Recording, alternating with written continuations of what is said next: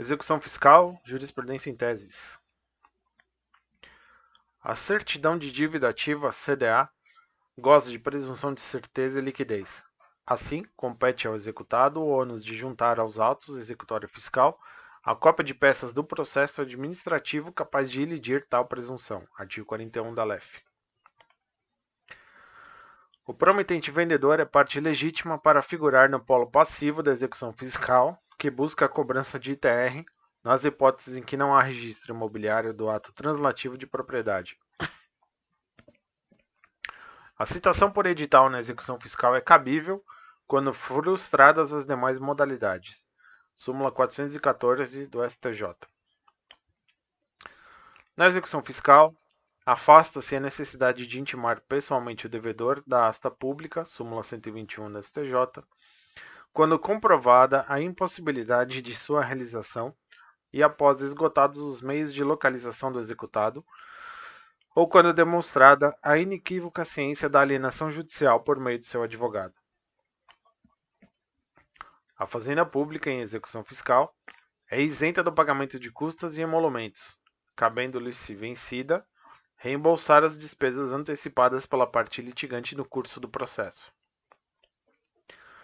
É absoluta a competência do juízo de direito da comarca do domicílio do devedor para processar e julgar as execuções fiscais, persistindo nas ações ajuizadas antes da revogação do artigo 15 da Lei 5.010 de 66 pela Lei 13.043 de 2014. Em execução fiscal, ajuizada por Conselho de Fiscalização Profissional, seu representante judicial possui a prerrogativa de ser pessoalmente intimado.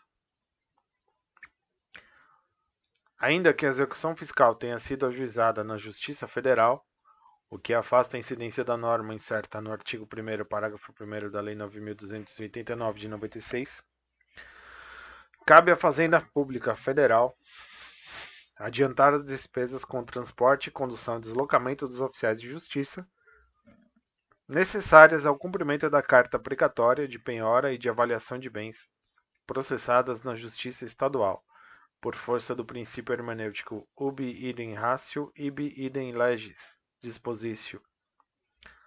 Súmula 190 do STJ. A Lei 11.941 de 2008 remite os débitos para com a Fazenda Nacional vencidos há 5 anos ou mais, cujo valor total consolidado seja igual ou inferior a R$ 10.000. Não pode o magistrado, de ofício, pronunciar a remissão, analisando isoladamente o valor cobrado em uma execução fiscal, sem questionar a Fazenda sobre a existência de outros débitos que, somados, impediriam o contribuinte de gozar do benefício. O devedor não tem o direito de ser executado, no seu foro de domicílio, quando presentes quaisquer das hipóteses previstas no artigo 578, parágrafo único do CPC de 73, artigo 46, parágrafo 5º e 781 do CPC de 2015. Antes da edição da Lei 13.874 de 2009, as execuções fiscais promovidas pela União e relativas a débitos iguais ou inferiores a R$ 10.000 deveriam ter seus autos arquivados sem baixa na distribuição.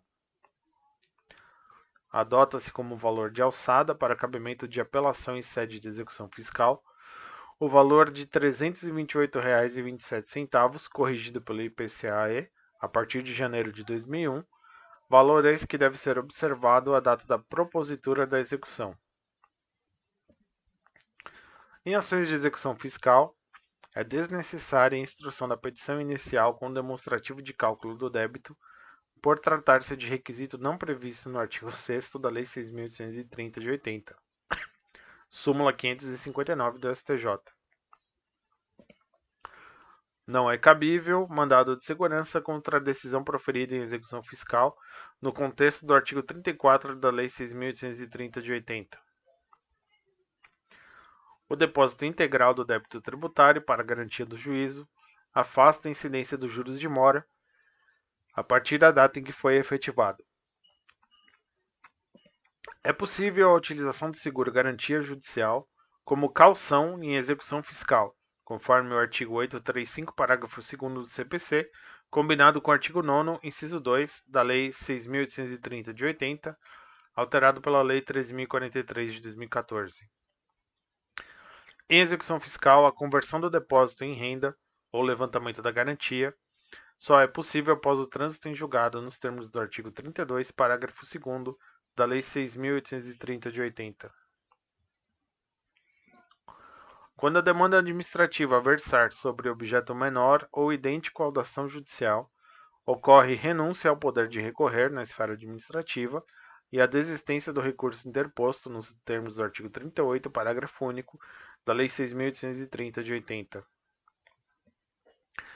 A execução pode ser redirecionada em desfavor da empresa sucessora para cobrança de crédito tributário relativo a fato gerador ocorrido posteriormente à incorporação empresarial e ainda lançado em nome da sucedida, sem a necessidade de modificação da CDA, quando verificado que esse negócio jurídico não foi informado oportunamente ao fisco.